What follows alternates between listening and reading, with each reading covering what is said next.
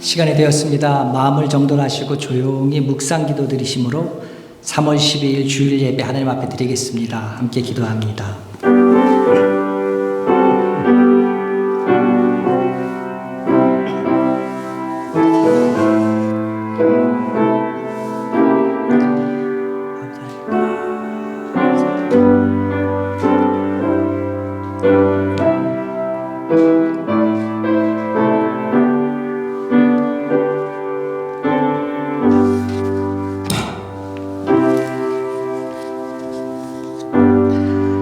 참빛 곧 세상에 와서 각 사람에게 비추는 빛이 있었으니 그가 세상에 계셨으며 세상은 그로 말미암아 지은 바 되었으되 세상이 그를 알지 못하였고 자기 땅에 오매 자기 백성이 영접하지 아니하였으나 영접하는 자 곧 그 이름을 믿는 자들에게는 하나님의 자녀가 되는 권세를 주셨으니 이는 혈통으로나 육정으로나 사람의 뜻으로 나지 아니하고 오직 하나님께로부터 난 자들이니라.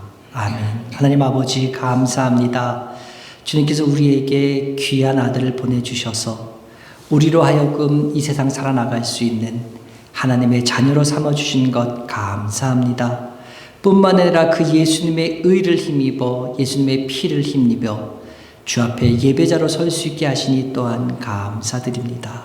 우리 오늘 이 시간 예배자로 주 앞에 나아갑니다. 세상 가운데 있었던 많은 것들, 무거운 짐들, 하나님 아버지 생각들 다 주 앞에 내려놓고 이 시간 온전히 우리를 위해 이 세상에 오신 예수님만 생각하고 그 피만 의지하여 나갈 수 있는 귀한 예배 시간 될 수 있도록 주여 인도하여 주시옵소서. 그래서 이 예배 시간을 통해 하나님께서 우리에게 부어주시기를 원하시는 그 귀한 은혜가 마음껏 부어질 수 있도록 도와주시며 우리들 하나님은 마음 문을 활짝 열고 받아들여서 하나님의 주시는 그 은혜 가지고 다시금 일주일 동안 살아나갈 수 있도록 주여 도와주시옵소서.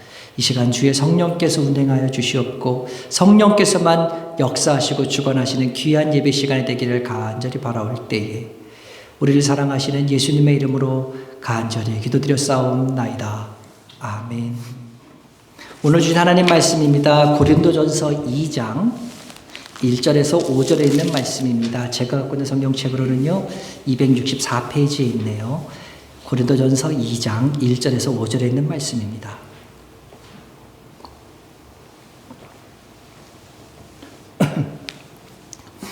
고린도전서 2장 1절에서 5절 말씀 제가 봉독합니다. 형제들아 내가 너에게 나아가 하나님의 이름에 하나님의 증거를 전할 때에 말과 지혜의 아름다운 것으로 하지 아니하였나니 내가 너희 중에서 예수 그리스도와 그의 십자가에 못 박히신 것 외에는 아무것도 알지 아니하기로 작정하였음이라. 내가 너희 가운데 거할 때 약하고 두려워하고 심히 떨었노라.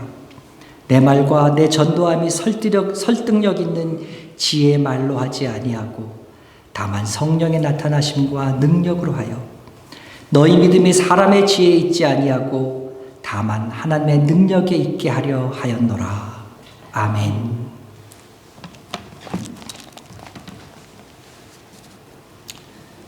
우리는 지난주에 주 안에서 자랑하라는 말의 의미에 대해서 한번 생각해 보았습니다. 근데 제가 지난주에 설교를 마치고 한 주 동안 가만히 돌아보면서 제가 이 말씀의 진정한 의미에 대해서 분명하게 클리어하게 말씀드리지 않은 것이 아닌가. 그래서 뭔가 오해를 불러올 수도 있겠다 하는 생각이 한 주간 내내 들었습니다. 여러분 한번 대답해 보십시오. 주 안에서 자랑하라. 이 말은 결론적으로 말해서 자랑해도 된다는 말입니까? 자랑하면 안 된다는 말입니까? 한번 대답해 보십시오. 자랑해도 된다는 말이에요? 자랑하면 안 된다는 말이에요? 자랑해도 된다. 어떤 분은 안 된다. 예, 그러실 것 같아서 제가 지난 주간 고민했다니까요. 분명하게 말씀을 안 드려서. 주 안에서 자랑해라. 이 말은 결론적으로 자랑해도 된다는 말입니다. 다만 내가 아니라 주님이 하셨음을 자랑하라는 말입니다. 좋은 일에 대해서 자랑하지 말라니까 감추고 자랑하면 안 된다 이 말이 아니라 이 일을 주님이 하셨고 주님이 하셨다는 것을 인정하고 고백함으로 주님을 높이라 이 말입니다. 그래서 어떻게 하라고요? 이것을 통해서 하나님의 도우심 때문에 되었다는 것을 알게 해야 된다는 거지요. 많은 분들이 얘기합니다. 주님이 하셨습니다. 하나님께서 도우셨습니다. 말을 합니다. 그런데 사실은 어떻습니까? 마음속에 1억 분의 1 정도만 하나님이 하셨고 나머지는 다 내가 한 거예요. 말로만 떠드는 거예요. 그것이 아니라 정말 하나님의 은혜라는 것을 내 마음 깊은 곳에서 내 영혼이 고백해야 된다 이 말입니다. 왜요? 이것이 사실이니까 그렇습니다. 여러분 한번 생각해 보십시오. 여러분이 누리고 있는 사소한 것에서부터요, 내가 오늘 지금 숨쉬고 내 생명이 연장되어 있는 모든 것까지 하나님의 은혜가 아닌 거 있습니까? 하나님께서 해주지 않으신 거 있으십니까? 하나님의 도우심 없이 된 거 있습니까? 없잖아요.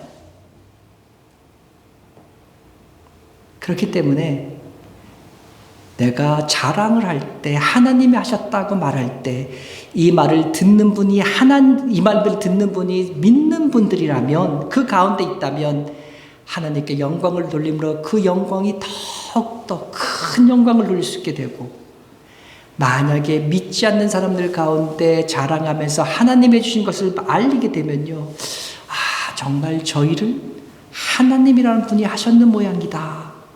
이것을 믿지 않는 사람들이 깨달아 알게 하는 것, 거기까지가 나의 할 일이란 말입니다.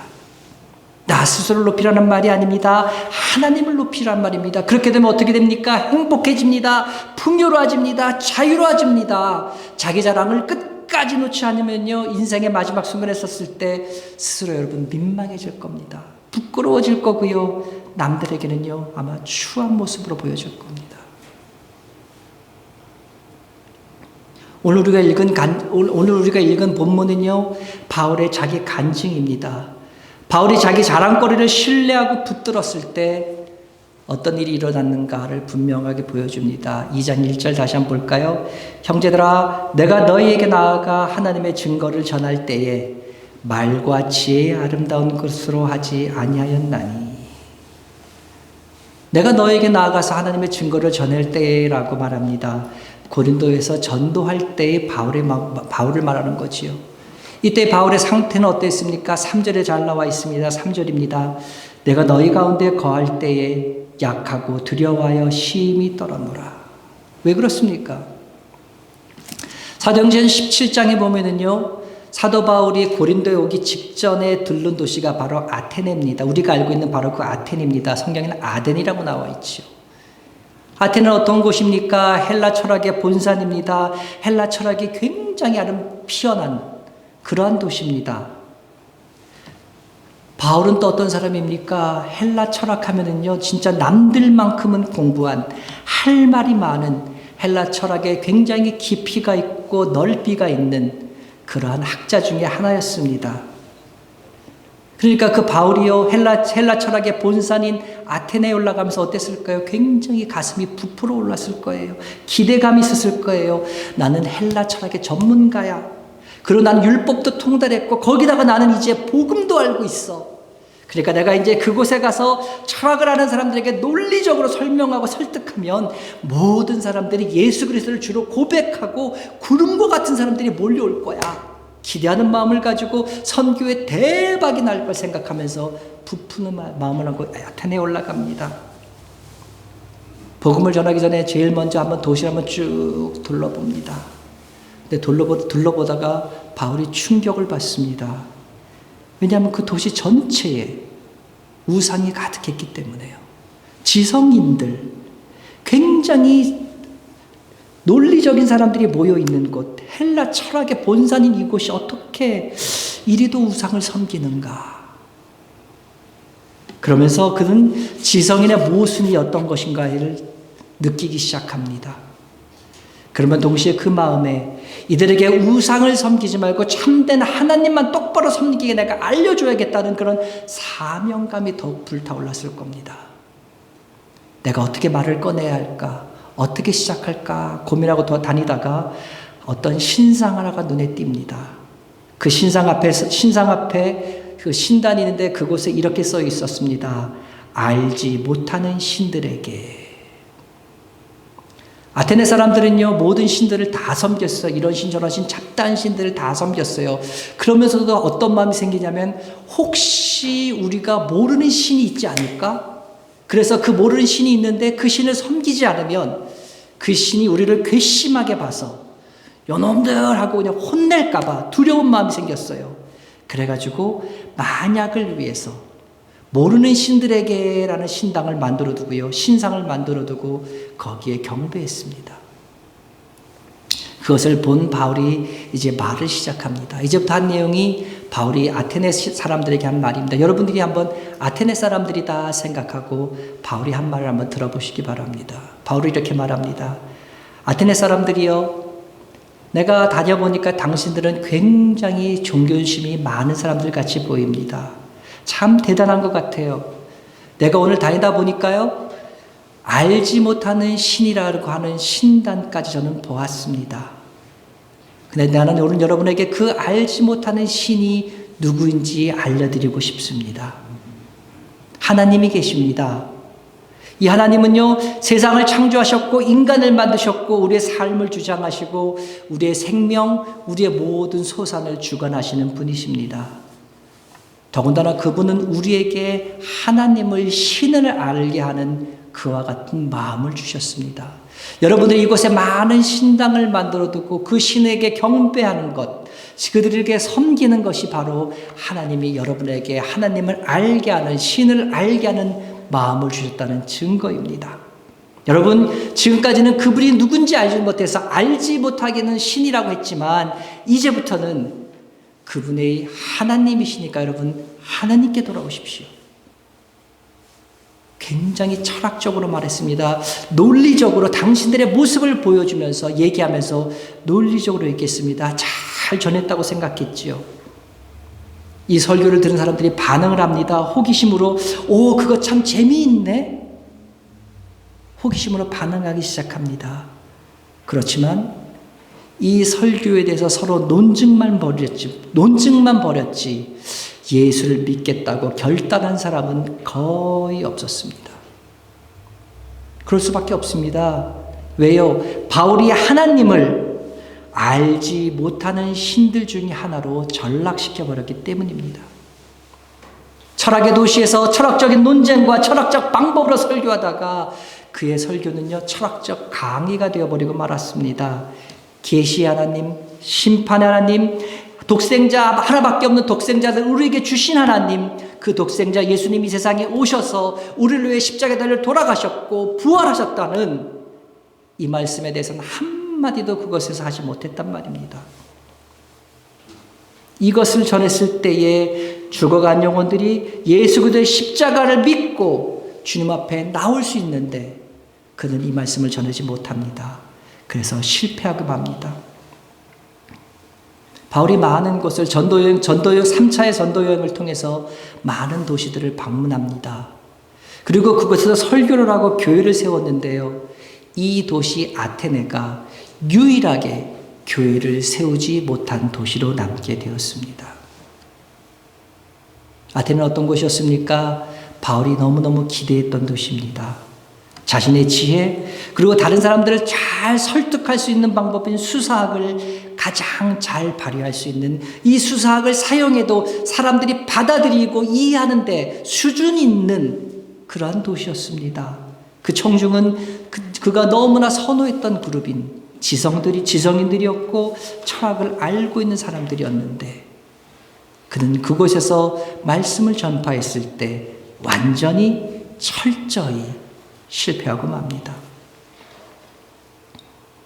그런 가운데 너무나 부끄럽고 쫓기는 심정으로 가지고 도착한 곳이 바로 이곳 고린도였습니다. 근데 이 고린도에 도착해서 보니까요, 아테네에서 멀지 않은 곳에 있음에도 불구하고 이 고린도에 있는 사람들은 정말 가관이었습니다. 드셉니다. 놀기 좋아해요.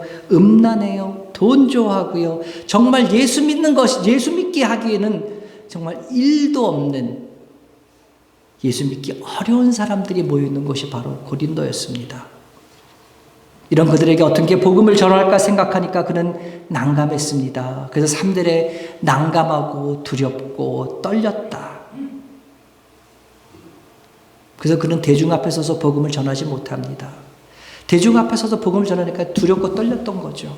그래서 어떻게 합니까? 자신의 자업이었던, 자신이 익숙했던 일이었던 천막 깁는 일을 먼저 시작합니다. 그리고 천막 기우면서 주변에 있는 사람에게 복음을 겨우 주변에 있는 사람에게 복음을 전합니다. 그러던 가운데 어느 날 밤에 하나님의 음성이 환상 가운데 들립니다. 이 고린도에서 모든 일들을 똑같이 병행해서 기록하고 있는 사도행전 18장에 보면 18장 9절 10절에 보면 이런 말씀이 있습니다. 밤에 주께서 환상 가운데 바울에게 말씀하시되 두려워하지 말며 침묵하지 말고 말하라. 내가 너와 함께 있으며 어떤 사람도 너를 대적하여 해롭게 할 자가 없을 것이니 이는 이 성 중에 내 백성이 많음이라 하시더라. 두려워하고 떨고 천막 깁는 사람들 앞에서 겨우 복음을 전하고 있는 바울에게 하나님께서 말씀하십니다. 이 성 중에 내 백성이 많다. 두려워하지 말라. 나가서 전하라. 하나님의 말씀을 듣는 바울은요 소생하기 시작합니다. 그러면서 먼저 자신을 들여봅니다. 내가 왜 이렇게 약해졌는가? 내가 왜 이렇게 두려워하는가? 내가 왜 이렇게 떨고 있는가? 그 원인을 파악해 봅니다. 그리고 그 파악한 원인이 바로 2절에 나와 있습니다. 2절 말씀입니다. 내가 너희 중에서 예수 그리스도와 그가 십자가에 못 박히신 것 외에는 아무것도 알지 아니하기로 작정하였습니다. 바울은 말합니다. 예수 그리스도와 십자가에 박히신 그분 외에는 아무것도 알지 않겠다 말합니다.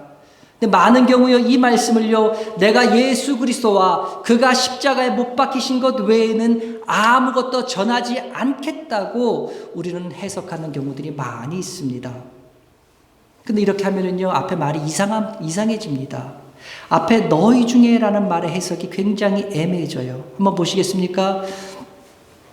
너희 중에서 예수 그리스도와 십자가만 전하겠다. 너희 중에선 예수 그리스도와 십자가와 전하겠다. 그러면요 다른 사람에게는 어떻게 하겠다는 거예요? 다른 사람에게는 다른 말, 지금까지 해왔던 것처럼 그런 방법으로 전하겠다는 말입니까? 그러면 왜 너희들에게는 이렇게만 하겠다는 게 됩니까? 뭔가 이상하잖아요. 뿐만 아닙니다. 1절에서 보면은요, 전하다는 말로는요, 헬라어 카탄겔로라는 말이 쓰였습니다. 선포하다, 전하다, 말하다 이런 말이죠. 근데 2절에 알지 아니하기로의 알지라는 단어에서는요, 에이도라는 단어가 쓰입니다. 근데 이 에이도라는 단어는요, 신약성경에서 623번이나 쓰였는데요. 이 단어는 보다, 알다란 뜻으로만 쓰였지 한 번도 카탄겔로와 같은 의미인 선포하다, 전하다, 말하다 이런 의미로 쓰인 적이 단 한 번도 없습니다.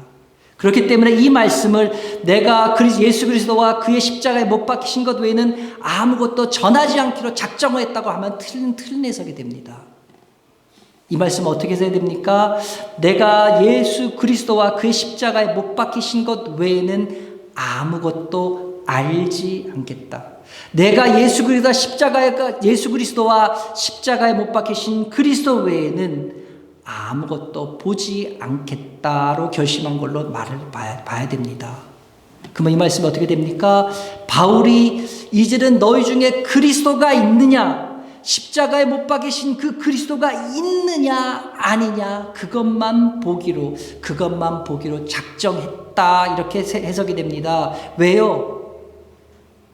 그가 다른 것 보다가 철저하게 망했으니까요. 사람들의 교양을 보고요, 철학을 사랑하는 사람의 마음을 보고, 지성을 보고, 환경 보고, 사람 보고 나가다가 처절한 실패를 맛보고 지금 어떻게 하고 있습니까? 구석에서 두려워하며 심히 떨고 있으니까요. 그래서 그는 이제 사람 보지 않겠다는 결론입니다. 환경 보지 않겠다는 말입니다. 판단 기준이 완전히 바뀌었다는 거예요. 그 속에 예수가 있느냐, 십자가에 돌아가신 그 예수 그리스도가 있느냐, 그것만이 그의 판단 기준을 삼겠다 이 말이지요. 성경에 보면요, 이런 똑같은 판단의 기준을 가지고 사신 분이 있습니다. 그분은 어떤 분이십니까? 그분은요, 삭개오를 모두가 손가락질하는 세리로 보지 않고 나무에 올라갈 정도로 열심 있는 아브라함의 자손으로만 보신 분입니다. 그분은요, 막달라 마리아를 7 귀신 들린 몸 파는 부정한 여인으로 보지 아니하시고요, 옥합을 아끼지 않을 정도로 남들보다 사랑이 더 많은 고침받은 여인으로만 보신 분입니다. 그분은요, 행악자라고 기록된 채 십자가에 처형되는 사형수로 보지 않고요, 잘못을 인정하고 구원을 소망하는 천국 백성으로만 보신 분입니다. 그분이 누굽니까? 예, 그렇습니다. 예수십니다. 예수님의 판단 기준은 세상 평판, 직업, 그가 살아온 모습에 있는 것이 아니라 그 속에 예수님을 향한 진실한 마음이 있느냐 없느냐, 그것만이 판단 기준이셨습니다. 결국 이 예수님의 판단 기준은 오늘 바울의 판단 기준이 됩니다. 사도 바울이 연약해진 이유가 뭡니까? 사도 바울이 왜 두려워서 떨게 되었습니까? 사랑받기 때문에 그렇습니다. 인간의 논리, 자기의 평가를 의지했기 때문입니다. 그러다 보니까요, 십자가는 빠지고요, 예수님은 빠지고 그 자리에 인간의 철학이 자리 잡았습니다. 사람의 지혜가 자리 잡았습니다. 쉽게 말하면요, 주님 바라보지 않고 사람 바라봤고, 자기 자신 바라봤고, 사람들에게 칭찬받고 유식하다는 소리 듣고 싶어서 잘난 척 조금 하다가 그는 결과 약해지고 나약해졌습니다. 오늘 우리들도 마찬가지입니다. 우리가 이 세상 살아나가면서 낙심하는 이유, 연약해지는 이유가 똑같습니다. 우리가 말합니다. 하나님만 의지하고 나갑니다. 하나님만 바라보고 나갑니다. 그렇게 말은 하는데요, 내 속에서는요, 벌써 환경 바라보고 있고요, 사람 바라보고 있고요, 이 모든 것들을 다 계산해 봅니다. 하나님은 A란 방법으로 나가기를 원하시고, 그렇게 나가는 것이 하나님께 복된 길이라고 말씀하시는데 우리는 B라는 길을 고집합니다. 왜요? B가 더 현실적이니까, B가 더 논리적이고 이상적이니까, 그리고 눈에 보이는 것들이 있으니까. 그래서 그 길을 갑니다. 그래서 하나님 바라보지 않고 사람 바라보고 하나님 의지하지 않고 환경 의지하고 가다가 실망하고 좌절합니다. 신앙인이 우리들이 언제 가장 강해질 수 있습니까? 내가 이를 악물고 다짐하면서 결단하며 나갈 때요? 아니요.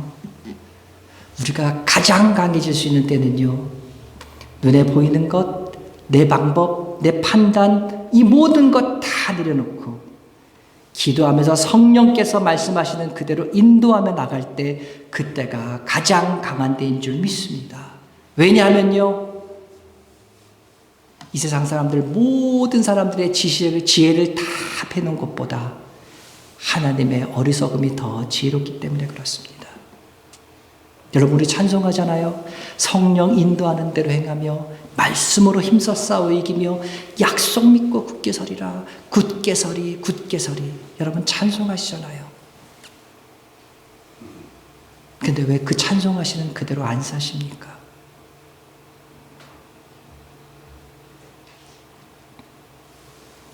눈에 보이는 방법 다 내려놓고 말씀 의지하고 성령 인도하신 대로 따라갈 때에 우리는 강해질 뿐만 아니라 또한 자유로워질 수 있습니다. 왜요? 하나님께서 인도하신 대로는 따라간 거 있기 때문에 책임은 누가 지시니까? 하나님이 지시니까. 내가 성공해도 하나님의 영광이요, 내가 실패해도 하나님 책임입니다. 책임은 내 책임 아니에요. 이제 하나님께서 말씀하셔서 따라갔기 때문에. 그래서 우리는 어떻게 됩니까? 4절 5절입니다.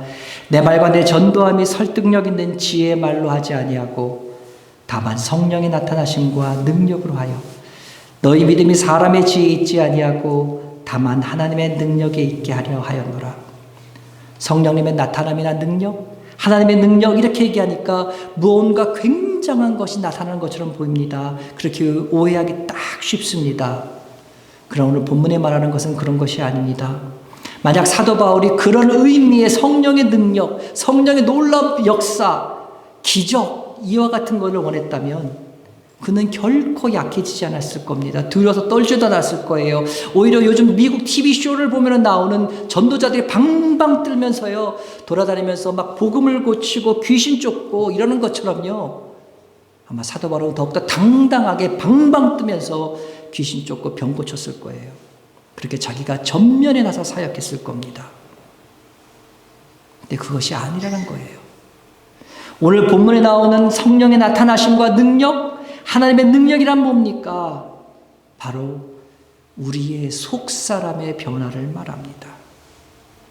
예수님을 믿지 않는 사람들이, 하나님을 인정하지 않던 사람들이 예수님을 믿고 하나님을 믿게 되는 변화. 그래서 세상에 속하고요, 육신에 속했던 사람들에게 믿음이 생겨나고 그가 성령의 뜻에 순종해서 살아나가는 그러한 변화를 말합니다.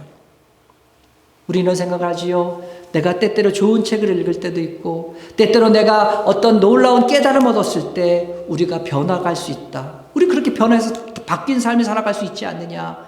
어떤 분이 이렇게 얘기할지도 모르겠습니다. 그러나 겉으로 보여지는 삶들, 그것은 변할 수 있어요.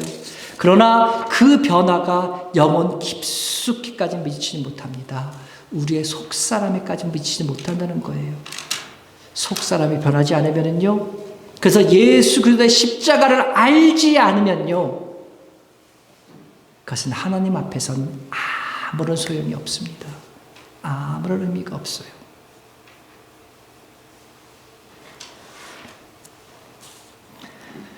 바울은 실패한 후에 새로운 결심을 하게 됩니다. 유명한 기독교 상담가인 패트릭 몰리의 말을 빌리면요, 이 결심은 제3의 결심입니다. 제3의 결심이니까 제1의 결심, 제2의 결심도 있겠지요. 제1의 결심은 뭡니까? 내가 하나님을 믿기로 결심하는 것. 예수님을 나의 구주로 영접하는 겁니다. 안 믿던 사람이 하나님을 믿기로 결심하는 것, 굉장히 중요하잖아요. 최대 결심이잖아요. 이것이 첫 번째 제1 결심입니다. 두 번째 결심은 뭡니까? 하나님을 알고 하나님을 섬기기로 마음먹었지만 아직은 내 마음대로 하고 싶은 거예요. 그래서 계산합니다. 사람도 보고 환경도 보고 이렇게 저렇게. 어떨 때는 하나님을 의지하고 가는 것 같아요. 그러나 어떤 경우는, 아니 대부분은 내 마음대로 내 뜻대로 살아나갑니다. 그러다 실패하지요. 또 쓰러지지요. 낭망하지요. 그런 가운데 제3의 결심이 나옵니다. 이제는요, 목적도 하나님, 방법도 하나님입니다. 하나님을 사랑하고 하나님을 향해 나아가는데 사람 바라보고 환경 바라보고 계산해 나갔다는 그 방법, 내 지혜가 아니라 하나님께서 주시는 그 방법, 나를 향해 이루시기를 원하시는 그것, 그 뜻을 따라서 그분만 섬기기로 나가는 것이 바로 제3의 결심입니다. 바울은요, 이 세 번째 결심을 하기 전까지는요, 우리가 살펴봤듯이 실패도 많이 했습니다. 다른 사람과 싸우고 다툼도 일으켰고 분쟁도 했습니다. 성격도 불같았어요. 그런데 이 세 번째 결심을 한 이후부터는요, 매사를 하나님 앞에 묻습니다. 서두르지 않아요. 게으르지도 않고 열심을 내어 주를 섬기되 성령 인도하시는 대로 그 뜻대로 나아갑니다. 환경 보지 않고 사람 보지 않고 계산하지 않고. 사랑하는 여러분, 우리가 인생 살아나가면서 우리에게 닥치는 수많은 문제들이 있을 겁니다. 가정의 문제도 있을 거고, 직장의 문제도 있을 거고, 건강의 문제도 있을 거고, 금전적인 문제, 인간관계의 문제, 신앙의 문제, 많은 문제들이 우리 앞에 있습니다. 이 모든 문제로부터 자유로울 수 있는 사람은 한 명도 없습니다. 그런데요, 이런 모든 문제들이 나에게 다가올 때, 내가 꼼짝도 못하게 만들 때, 여러분, 그 순간이 바로 제3의 결심을 촉구하고 있는 하나님의 적극적인 사인임을 여러분 믿으시기 바랍니다. 중요한 거는요, 내가 진정한 신앙이라면 내 인생의 어느 순간에는 제3의 결심을 반드시 해야 됩니다. 그리고 그것이요, 하루라도 빠르면 나에게 유익합니다. 내가 하나님을 믿는데 하나님과 씨름해서 하나님을 넘어뜨리라고 했으면 안 됩니다. 많은 사람들이 그러다 제2의 결단에 제2의 결심 단계에 머물러 있으면 안 됩니다. 우리는요, 하나님과 씨름해서 빨리 지면 빨리 질수록 더 좋습니다. 빨리 항복하고 빨리 포기하면 더 좋습니다. 그래야지만 그만큼 우리 인생 낭비 적게 하게 됩니다. 주님, 내가 주님 사랑합니다. 그렇지만 이거는 내 맘대로, 내 뜻대로. 지금까지 이렇게 살아왔다면요, 그 방법은 이제 내려놓고요, 주님 사랑합니다. 이제 내 남은 인생 사람 바라보지 않고 환경 바라보지 않고 계산하지 않고 주님만 바라보며 그 방법대로 살겠습니다 하는 이 바울의 결심이 오늘 예배에 함께하고 있는 사랑하는 로고스 성도들 모두들의 결심이 되기를 간절히 소망합니다. 그래서요, 우리 목적도 우리의 방법도 주님께서 원하시는 그 길로 걸어갈 수 있는 우리 모두가 되시기를 주님의 이름으로 간절히 축원합니다. 기도하겠습니다. 아버지, 우리 마음속에 결단했습니다. 하나님 아버지, 바라고 원하기는 이 마음에 원하는 한 결단들이 우리들 생각에서만 멈추는 것이 아니라 우리 삶 속에서 역사하는 능력 있는 말씀이 되어져 갈 수 있도록 주님 도와주시옵소서. 그 사람 아버지, 지금까지의 생활, 지금까지의 판단 기준에 살아가는 것이 아니라 오직 주님만 바라보고 주께서 원하시는 길대로 좌로나 우로나 치우치지 않고 환경 바라보고 사람 바라보고 실망하고 낭망하는 것이 아니라 주님 바라보면서 주께서 주시는 그 평안, 주께서 주시는 그 기쁨으로 만족해 살 수 있는 우리들 될 수 있도록 도와주시옵소서. 그 사람의 우리들 가운데 하나님은 세상 사람들이 알 수 없는, 세상 사람들이 이해할 수조차 없는 그와 같은 놀라운 축복이, 놀라운 은혜가, 놀라운 기쁨이, 놀라운 평안이 늘 가득함으로 말미암아 우리들 살아나가는 이곳에서 주님 부르시는 그 순간까지 주님과 동행하는 가운데 천국을 맛보고 살 수 있는 주 안에서의 평안이, 주 안에서의 기쁨이, 주 안에서 희락이 넘치는 귀한 삶들 살아갈 수 있는 주의 자녀들 될 수 있도록 주여 축복하여 주시옵소서. 주여 축복하여 주시옵소서. 그래서 이 자녀들을 통하여 하나님의 놀라운 역사들이 이뤄갈 수 있도록 주여 함께하여 주시옵소서. 예수님의 이름으로 기도드렸사옵나이다. 아멘.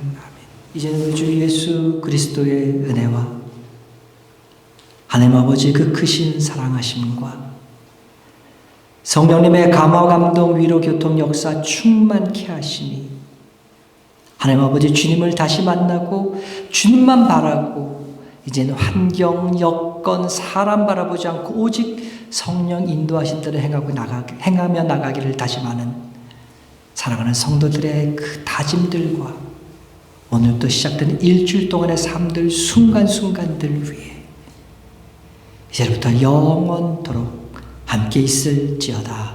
아멘.